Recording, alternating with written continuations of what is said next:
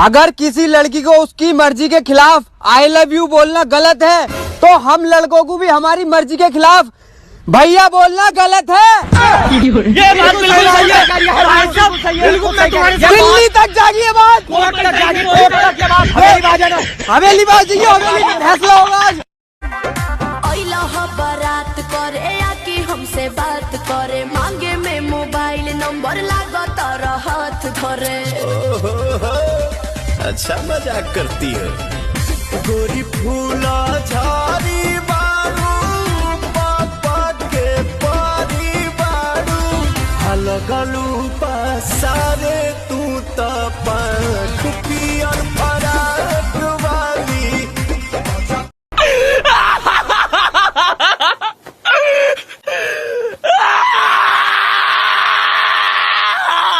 बुलाते लोग प्यार से ना सनद मुझे नाम से।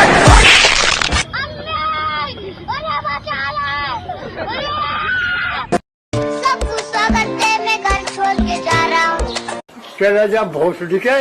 जैसे कि आप देख रहे हैं कि हमारे साथ जो बच्चा जुड़ चुके हैं ये गुटखा खाते हैं। हाँ तो बाबू तुम गुटखा खाते हो, तुम्हारा पापा कुछ बोलते नहीं है? जानबे नहीं कर दे तो लौड़ा बोलेंगे। अगर किसी लड़की को उसकी मर्जी के खिलाफ आई लव यू बोलना गलत है तो हम लड़कों को भी हमारी मर्जी के खिलाफ भैया बोलना गलत है। ये बात बिल्कुल सही है। दिल्ली तक जागी ये बात,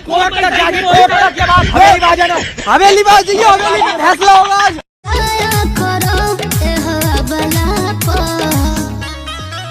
तो होई जाई बवाल तोरा भागल हपो, कहे बड़े खिसियाती है पागल हपो। अब ठुमका है हो, अब ठुमका लगाओ चल तबला पो।